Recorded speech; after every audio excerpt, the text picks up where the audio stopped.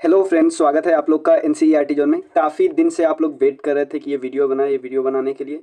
But मैं थोड़ा इसको टाल रहा था। क्योंकि हमारे पास अभी रोस्टर का जानकारी नहीं है कि रोस्टर का कितने सीट पे आ रहा है, क्योंकि हमें पता है कि 909 सीट पे ही आने वाला है। फिर भी एक्यूरेट पता चल जाएगा तो हम लोग ज़्यादा अच्छे से बनाएंगे। फिर कल एक न्यूज आया कि उसमें अभी बहुत देरी लगेगा, तो फिर इस वीडियो को ज़्यादा टालना भी सही नहीं है। क्योंकि हमारे पास जितना डेटा आया है 200 मतलब 250 के आसपास हमारे पास डेटा, हमने फॉर्म भरवाया था उसके बाद आया। उसके बाद हम थोड़ा सा जजमेंट और फेयर जजमेंट कर सकते हैं। तो चलिए इस वीडियो में हम क्या क्या देखने वाले हैं, पहले वो मैं बता देता हूँ।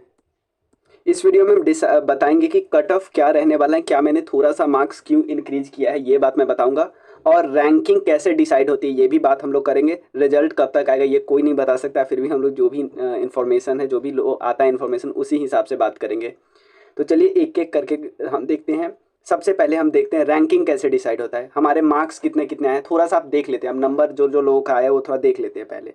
देखो ये एक साथ डेटा दिया है, ये ऑलमोस्ट 250 के आसपास डेटा है। तो सबसे पहले मान लो हम लोग जनरल मेल को देखते हैं। यहाँ पे आ जाओ जनरल मेल। जनरल मेल के जो डेटा है वो बहुत कम है, 2 4 6 8 9 डेटा है। बट जनरल मेल का देख रहे हो मार्क्स, ये मुझे लगता है थोड़ा सा ये फेक भी हो सकता है, पता नहीं, ये मुझे ज़्यादा चांस लगता है फेक होने का। ठीक है, बट यहाँ पे देखो बाकी मार्क्स देखो, 84 मार्क्स आए हैं, 77 77 76 75। तो कुछ लोग क्या बोलते हैं, कुछ लोग ये बोलते हैं कि जो बहुत ज़्यादा मार्क्स वाला है वो फॉर्म ही नहीं भरते। लेकिन साथ साथ ये भी आप देखिए, जिनका जिनका मान लो जनरल में 65 के आसपास हो, वो क्यों फॉर्म भरेंगे? उनको पता है हम रेस में नहीं है।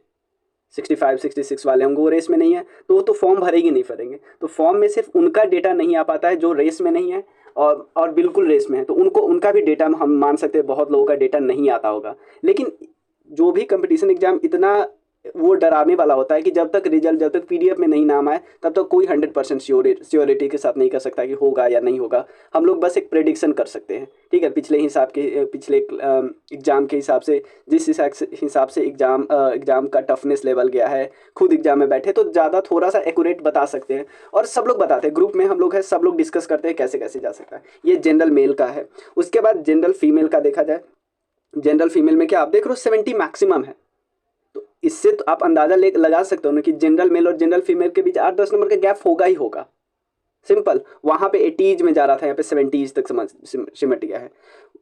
क्लियर, तो 8 नंबर तो गैप होना चाहिए ना, ये नॉर्मल मार्क्सिट ही बता रहे हैं हम लोग को। उसके बाद हम बीसी मेल की बात कर लेते हैं। बीसी मेल में देखो मार्क्स 80 से ऊपर भी बहुत सारे मार्क्स आपको दिखेंगे, 75 से भी ज़्यादा मार्क्स आपको दिखेंगे, कई सारा मार्क्स आपको दिखेंगे। राहुल, नितेश, सुमित कुमार, राजेश, इन सब का मार्क्स है 80s में है। ठीक है, उसके बाद बीसी फीमेल का मार्क्स देखे। बीसी फीमेल का मार्क्स यहाँ पे देख लेते हैं। यहाँ पे देखो बीसी, ये भी 70s में है। तो आप देख रहे हो जो बीसी फीमेल और जनरल फीमेल, इन दोनों का मार्क्स ऑलमोस्ट सेम है। सेम दिख रहा है ना? तो कुछ बहुत सारे इनमें से जो वीसी फीमेल होंगी वो जाएंगी मेल वाले वो फीमेल वाले, जनरल फीमेल वाले सीट को लेंगी। क्लियर। उसके बाद आप देखते हैं ईवीसी मेल। ईबीसी मेल बहुत ज़्यादा पॉपुलेशन, मैं ये भी दिखाऊंगा कि हमारे पास जो पहले थोड़ा पहले ये डेटा कैलकुलेट किया गया था हमारे ग्रुप के में जो इंसान है उनके द्वारा। तो वो जब 205 जब डेटा आया था तो उसमें कुछ डेटा को इकट्ठा करके उनसा उसका कैलकुलेशन किए थे, वो भी मैं दिखाऊंगा। तो देखो ईबीसी, देखो ईबीसी में अच्छा खासा नंबर आपको दिख रहा है, 82 81। ठीक है, उसके बाद आप आते हैं ईबीसी फीमेल। यहाँ पे डेटा दिख रहा है 70, मतलब यहाँ पे भी 70s में आता है। तो आप देख लो नंबर जो गैप है मेल और फीमेल का, हर कैटेगरी में 10 नंबर तो होता ही होता है। इसीलिए कट ऑफ आपको पता चल जाता है कि मेल और फीमेल में 10 नंबर कैसे गैप होता है। उसके बाद हम EWS मेल देखते हैं, एक 93 है। उसके अलावा जो भी देखो आपको क्या देखेंगे, कुछ नंबर आपको 70s में, मतलब 70 और 80 के आसपास देखेगा। और उसके बाद नंबर 70s के नीचे आ जाता है, 70 69 ये सब दिख जाता है। EWS मेल, फिर EWS फीमेल, ये वाला डेटा देख लो।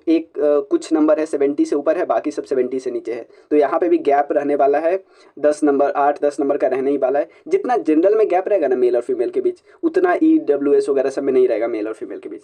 ठीक है, अब देखो SC मेल का हमारे पास बहुत कम डेटा मिला है, यहाँ देख सकते हो। ये तो आप देख ही सकते हो, इसी के हिसाब से आप अंदाजा लगा सकते हो उनका कट ऑफ कितना जाने वाला है। जो मैक्सिमम मार्क है वही 53 है, तो यहाँ पे कट ऑफ आप कैसे 60 बोल सकते हो? ठीक है, उसके बाद आप SC फीमेल के पास, फीमेल का डेटा हमारे पास एक भी नहीं मिला। और उसके बाद ST फीमेल का डेटा मिला है बस एक।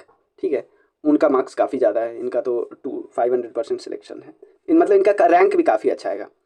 तो अब हम एक चीज़ इन सब मार्क्स से ये कैलकुलेट कर लेते हैं। यहाँ पे मैं आपको एक कैलकुलेशन दिखाता हूँ। ये कैलकुलेशन इसलिए मैं बोलता हूँ आप लोग हमारा टेलीग्राम ग्रुप जरूर ज्वाइन कर लीजिए, उसमें ये जो सब लोग आपस में डिस्कस करते हैं वहीं से आया है। देखो यहाँ पे उन्होंने क्या किया है, ये तब उन्होंने कैलकुलेट किया था जब 205 आया था। देखो 205 लोगों का फॉर्म सबमिट किया था, अब 250 हो गया, बट जो ओवरऑल एवरेज डाटा में कोई ज़्यादा बदलाव नहीं आता, ये हम लोग को पता है कि 200 या 250 में एवरेज में वही रहेगा। ठीक है, तो यहाँ पे जनरल की बात करें, जनरल मेल में सबसे ज़्यादा मार्क्स गया था 84। इन्होंने 2 मार्क्स को हटा दिया, इनको लगा जो 93 वाला मार्क्स तो उन्होंने बाद में फेल किया था, 103 वाला फेक लग रहा था इसलिए हटा दिया, क्योंकि 103 यानी 75 उन्होंने बताया उसमें, और 93 वाला इसलिए हटा दिया गया, 93 वाला का जो ओवरऑल ऐड जो उन्होंने किया वही गलत किया है, क्योंकि उन्होंने एक में बताया 60, मतलब 60 के अप्रॉक्स एक सब्जेक्ट में 20 के अप्रॉक्स बताया, और फिर टोटल उन्होंने 93 कर दिया, इसलिए उनका हटा दिया गया, ये 2 डेटा हटा दिया गया। ठीक है, अब देखो 84 मेल में आया और मिनिमम मार्क्स मेल में 72 के आसपास आया है। ठीक है, ये जब वो डेटा कर रहा था जब 205 का डेटा, फिर भी जो ऑन एन एवरेज देखा गया कि मेल जनरल मेल का कितना आ रहा है मार्क्स 75। ठीक है, ये और मार्क्स ऐड किया जाएगा, जो कुछ मार्क्स 60 में है तो ये और थोड़ा कम आएगा, इसके हिसाब से मैं कटअप बताऊंगा। जनरल फीमेल का आप देख सकते हो, उसके बाद बीसी। ठीक है, बीसी फीमेल ये ऑन एन एवरेज है, इसके अप्रॉक्स या इससे थोड़ा कम ही कट ऑफ रहने का चांसेस कम ही होगा इसका कट ऑफ। मैं बताता हूँ एक चीज़ और मैं आपको दिखाना चाहता हूँ। पहले देखो, मान लो मैं टॉप 30 लेता हूँ, टॉप 30 हमको 30 लोग लेना है, तो हमको 30 लोग ही चुनना है, मान लो 30 लोग चुनना है, तो हर कैटेगरी से कितने कितने लोग आएंगे, सिर्फ जो 30 रैंक तक, ओवरऑल 30 रैंक तक जो आया उसी को लेना है। तो क्या है यहाँ पे जनरल जो फीमेल है वहाँ से कोई जाएगी नहीं जाएगी, सिर्फ 30 लोगों को हमको लेना है। मान लो ईवीएस फीमेल से कोई नहीं जाएगी, ईबीसी फीमेल, ईडब्ल्यूएस फीमेल से कोई नहीं जाएगी, एसटी फीमेल से कोई नहीं जाएगी, बीसी मेल से कितने लोग जाएंगे, देखो 1 2 3 4 5 6 7 8 9 10 11 लोग जाएंगे। यानी इसीलिए बीसी का पॉपुलेशन पढ़ने वाले टक्कर देने वाले लोग बहुत ज़्यादा है। देख लो 30 में से सिर्फ एक कैटेगरी 30 लोग को हम चुने हैं, इसमें सिर्फ एक कैटेगरी 11 लोग अपना भेज रहे हैं। उसके बाद जनरल मेल देखते हैं कितने लोग को भेजा जा रहा है, 2 4 5 लोग को, जनरल मेल 5 लोग को भेज रहे हैं। उसके बाद ईडब्ल्यूएस मेल कितने लोग को भेज रहे हैं, 2 4 बस 4 लोग को भेज रहे हैं। उसके बाद ईबीसी मेल कितने लोग को भेज रहे हैं, 2 4 6 8 लोग को भेज रहे हैं, 9 लोग को भेज रहे हैं। यानी इसीलिए मैं बोल रहा हूँ कि ईबीसी का पॉपुलेशन ओवरऑल बिहार के पॉपुलेशन में और एग्जाम में बहुत ज़्यादा है। ठीक है, और खासकर ईडब्ल्यूएस से तो बहुत ज़्यादा, ये तो हमको पता ही है, तो इसीलिए कट ऑफ ईबीसी का ज़्यादा ही जाएगा ईडब्ल्यूएस से। ये इसलिए मैं नहीं बोल रहा हूँ कि मैं ईडब्ल्यूएस से बिलोंग करता हूँ, कि मैं बोल रहा हूँ कि मेरा कट ऑफ कम ही जाएगा, नहीं, ये रियलिटी है जो आप लोग को सोचना पड़ेगा। पिछले बार टीआरई 2 में दोनों का सेम मार्क्स था, दोनों का सेम नंबर ऑफ जो सिलेक्शन हुआ था सेम न हुआ था ऑलमोस्ट, फिर भी 3 नंबर का गैप हुआ था, कम नहीं होता है 3 नंबर का गैप, समझ रहे हो ना। तो इस बार भी गैप होगा, चाहे 1 मार्क्स हो 2 मार्क्स का गैप हो, बट गैप होगा। और इससे भी आप साफ साफ वो कर सकते हो कि जनरल सबसे ज़्यादा जाएगा, क्योंकि जनरल में सब जाते हैं, बीसी भी जाते हैं, ईबीसी भी जाते हैं, ईडब्ल्यूएस भी जाते हैं। उसके बाद कट ऑफ बीसी का ही होना है ज़्यादा। क्यों बीसी का होना है, क्योंकि यार 30 में से 11 लोग उनके जा रहे हैं, 9 लोग किसके जा रहे हैं, ईबीसी के जा रहे हैं। इससे रैंकिंग इससे तरफ से कि टॉपर लोग कहाँ है, टॉपर लोग सबसे ज़्यादा बीसी में है, उसके बाद कहाँ है, उसके बाद ईवीसी में, उसके बाद कहाँ पे ईडब्ल्यूएस में है, और जनरल तो सब में से चुना के जाना है ना। क्लियर ना, इतना क्लियर है ना। इसका मतलब रैंकिंग ऐसे डिसाइड होता है, इसका मतलब आप इसमें तो कोई दिक्कत नहीं है कि कट ऑफ क्यों ज़्यादा जाता है जनरल का, फिर बीसी का, फिर ईबीसी का, फिर ईडब्ल्यूएस का। क्लियर, और फीमेल एक अलग है, क्योंकि इन टॉप 30 में फीमेल एक भी नहीं गई है। इससे आप अंदाजा लगा सकते हो कि फीमेल एक का कट ऑफ एक अलग ही लेवल पे चलता है, गैप होता है 10 मार्क्स का। ठीक है, देखो ये वीडियो मैं लेट बना था, बट ये अभी रोस्टर वगैरह का इशू है, तो टीआरई 3 का रिजल्ट सीधा बता रहा है 15 नवंबर के बाद ही आएगा, बाद ही आएगा। बाद का मतलब 16 से शुरू नहीं हो जाएगा, ये हम लोग को भी पता है, और आएगा भी तो आपको पता है 1 to 5 के रिजल्ट और 11-12 के रिजल्ट में कम से कम 4-5 दिन का फर्क होता ही होता है। तो हमारा रिजल्ट तो मान लो नवंबर लास्ट में ही आएगा, तो हम लोग को पूरा 1 महीना वेट करना पड़ता है, रोस्टर का 15-20 मिनट वेट करना, 15-20 दिन वेट करना पड़ता है, उसके बाद ये आता तो कोई ज़्यादा फायदा नहीं होता, इसलिए मैंने सोचा बना देते हैं। और एक और चीज़, ये जो मैं कटअप बता रहा हूँ उसके कुछ प्री कंडीशन है, वो प्री कंडीशन फुलफिल होगा तभी ये कटअप काफ़ी एक्यूरेट होगा। वो प्री कंडीशन क्या है मैं बताता हूँ। पहला प्री कंडीशन है कि वो जो वैकेंसी आएगी, नया रोस्टर आएगा, वो उस पर 909 ही सीट आएगा, ज़्यादा आएगा तो ऑब्वियसली कट ऑफ कम जाएगा, और ज़्यादा तो नहीं आने वाला है, 909 सीट आएगा, और वो 50% के हिसाब से एक्यूरेटली डिवाइड होगा।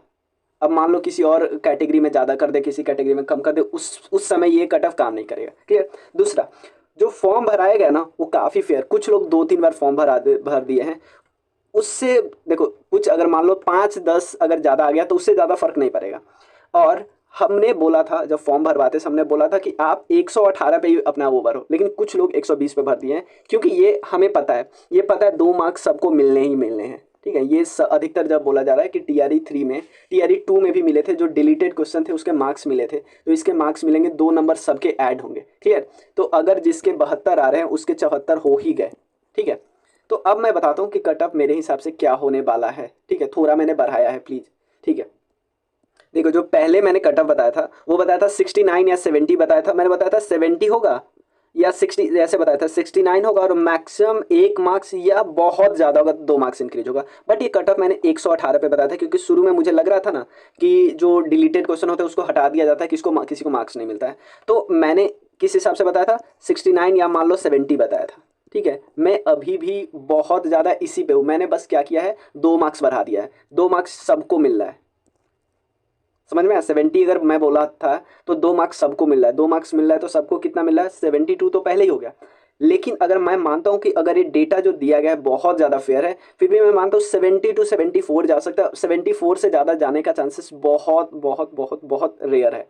ठीक है, तो यानी जो 74 पे है या उससे ऊपर है वो अपने आप को बहुत ज़्यादा सेफ मान सकता है। अगर बहुत प्री कंडीशन क्या क्या वो आपने देख लिया। ठीक है, और फीमेल का क्या होता है 64 to 66 है, तो बहुत ज़्यादा फेयर है, 10 नंबर का गैप होना ही होना है। ये मैं फीमेल का जो बता रहा हूँ थोड़ा सा मैं ज़्यादा ही बता रहा हूँ, फीमेल का आप इससे 1-2 मार्क्स और नीचे कर सकते हो, बिल्कुल सेफ हो। बीसी का आपने देखा आउट ऑफ 30 5 थे जनरल, 11 थे बीसी और 9 था ईबीसी, 5 था ईडब्ल्यूएस। कितना हो गया, 11 9 20 और 10 30, तो यानी ऑब्वियसली बीसी का ज़्यादा होगा ही होगा। ठीक है, तो ये बीसी का 68 या 69 है या इससे थोड़ा सा कम भी है तो भी आप मान सकते हो कि हाँ हम रेस में है, बिल्कुल इससे ऊपर है तो सेफ ही है। ठीक है, ईबीसी का क्या होगा, 65 से 66 के बीच हो सकता है कट ऑफ। ठीक है ना, ईडब्ल्यूएस का क्या है, और हमने देखा जितने डेटा आए हैं उसमें 2 कैटेगरी बहुत ज़्यादा है 3 कैटेगरी बहुत ज़्यादा है, जनरल बहुत कम है, हमने देखा था। सबसे ज़्यादा ईबीसी का पॉपुलेशन है, बिहार के पॉपुलेशन में भी ईबीसी का पॉपुलेशन है, उसके बाद बीसी पॉपुलेशन है, उसके बाद ईडब्ल्यूएस पॉपुलेशन है। ठीक है, ईडब्ल्यूएस का 65 4 to 65 होगा, काफ़ी करीब होगा ईबीसी से, बहुत ज़्यादा दूर नहीं होंगे। उसके बाद एससी का 45 होगा, एसटी का 40, और ये पीडब्ल्यूडी जो कैटेगरी है उसका पिछले बार भी उनका कट ऑफ इसी के आसपास था, तो इस बार भी क्योंकि देखो अब कुछ लोग कमेंट करेंगे कि आपने इनका नहीं बताया कि यार डेटा ही नहीं मिला। अब देखो एसटी मेल का डेटा मेरे पास नहीं ना मिला, फिर भी मैं बताने की कोशिश कर रहा हूँ कि पिछले बार के हिसाब से इनका कट ऑफ नहीं जाएगा ज़्यादा। ठीक है, क्योंकि डेटा नहीं मिला इसका सीधा मतलब है कि बहुत कम पॉपुलेशन दिए हैं, बहुत कम लोग दिए हैं, तो उनका सिलेक्शन का ज़्यादा चांसेस ऑलरेडी होगा। ठीक है, तो ये कट ऑफ रहने वाला है मेरे हिसाब से। देखो मैं बहुत ज़्यादा, आप ये मत बोलना कि आप 74 पे चले गए, नहीं यार मैं पहले 70 पे था।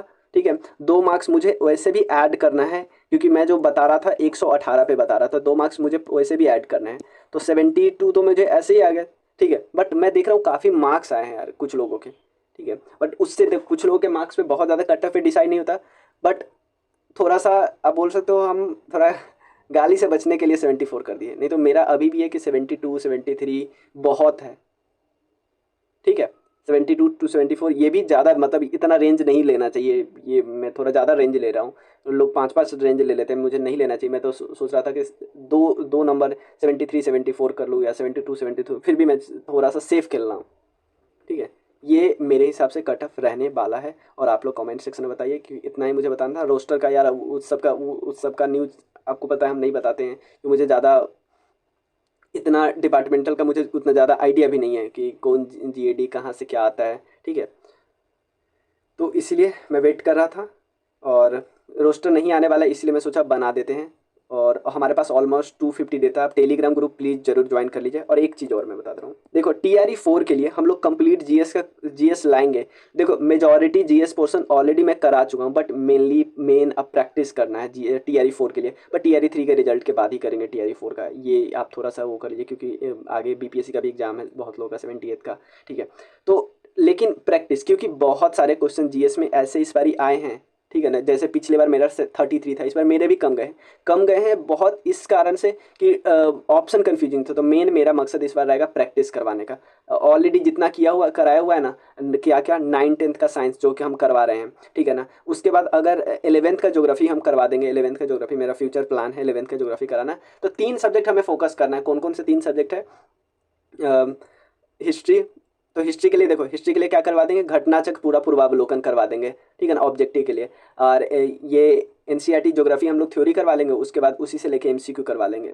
या बहुत होगा तो हम लोग घटनाचक्र पूर्वावलोकन से ही एमसीक्यू करवा लेंगे। इन्हीं 3 सब्जेक्ट है ना, 3 ही सब्जेक्ट पे थोड़ा सा ज़्यादा फोकस कर लेंगे। और साइंस यार एनसीईआरटी से ज़्यादा हम लोग नहीं करेंगे। इस बार भी देखा 9th-10th के एनसीईआरटी के डायरेक्ट एमसीक्यू उठा के पूछ दिए हैं, तो वो नहीं पूछेंगे अगली बार, तो यार बुक से ही पूछेंगे ना, ठीक है। ये हमारा कुछ चीज़ है, कुछ पेड कोर्सेस है, ये आप सपोर्ट कर सकते हो, ठीक है। उसके अलावा ये जो हमारा फ्री कोर्सेज जो चल रहा है हमारे चैनल पे, और ये कुछ अपकमिंग कोर्स है, ये सब भी देख लेना। और इस नंबर पे आप टेक्स्ट कर सकते हो, आपको कोई भी डाउट हो। बाकी कमेंट में बताइए, टेलीग्राम पे ज्वाइन करिए, व्हाट्सएप ग्रुप पे ज्वाइन करिए। मिलते हैं नेक्स्ट वीडियो में, तब तक के लिए थैंक यू सो मच।